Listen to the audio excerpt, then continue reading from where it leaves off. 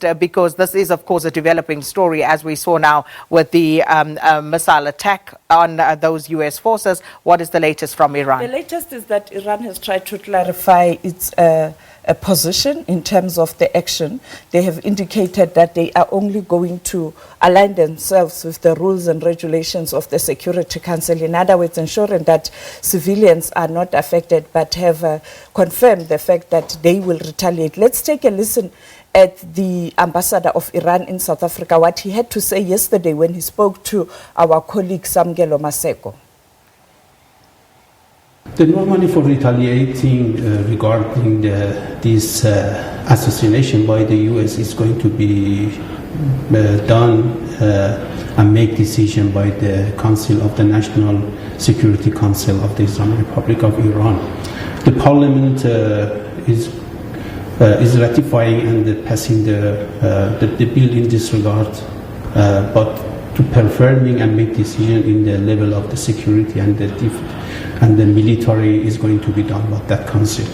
Has the Security Council had any contact with you with regards to the action that they may be taking? As a matter of fact, the retaliation and the revenge is going to be done in the right time and the right place, but is not revealed for anyone at the moment because it's fully top secret in this regard. But for sure it's going to be done. So, Sophie, I suppose no surprises. Everybody expected Iran to retaliate, but the concern is now the further escalation of hostilities.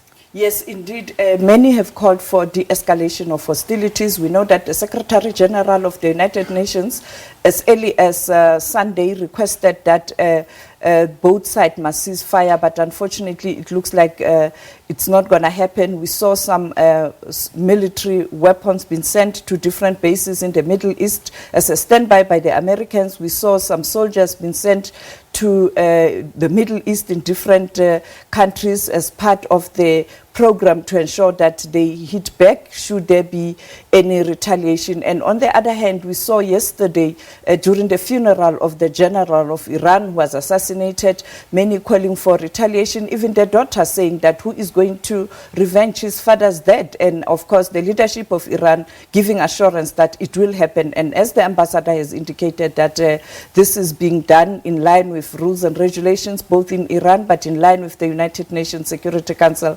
or the UN Charter. But clearly there will be casualties. This morning, President Donald Trump saying that indeed there were attacks at the military bases of the U.S. in the Middle East, in Iraq in particular, but they are still counting the casualties, and proper information will be communicated later. And at 9 o'clock, we'll be crossing to Washington to get the latest in terms of the casualties. So we'll wait for that. Thank you so much, Sophie Mokoena, our foreign editor, speaking to us about the latest development in that.